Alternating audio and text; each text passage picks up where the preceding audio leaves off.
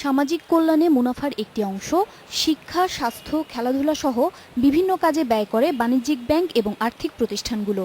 ৪ বছর আগে ব্যাংকগুলোর সিএসআর ব্যয় ছিল ৫৫ কোটি টাকা, আর এখন তা বেড়ে হয়েছে প্রায় ৮ গুণ।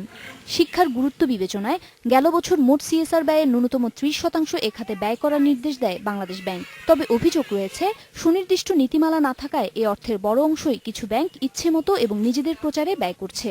তাই সিএসআর এর জন্য একটি সুনির্দিষ্ট নীতিমালা থাকা উচিত বলে মনে করেন ব্যাংকাররা।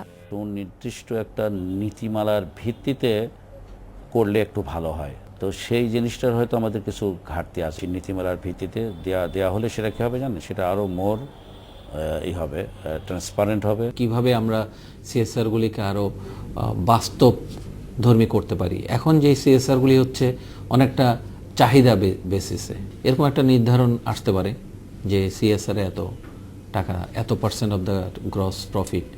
অর্থের এই অপব্যবহার রোধে এবং সিএসআর ব্যয়ের স্বচ্ছতা আনতে গেল বছর নীতিমালা তৈরির উদ্যোগ নেয় বাংলাদেশ ব্যাংক, যা কয়েক মাসের মধ্যেই চূড়ান্ত হবে বলে জানিয়েছেন কেন্দ্রীয় ব্যাংক মুখপাত্র।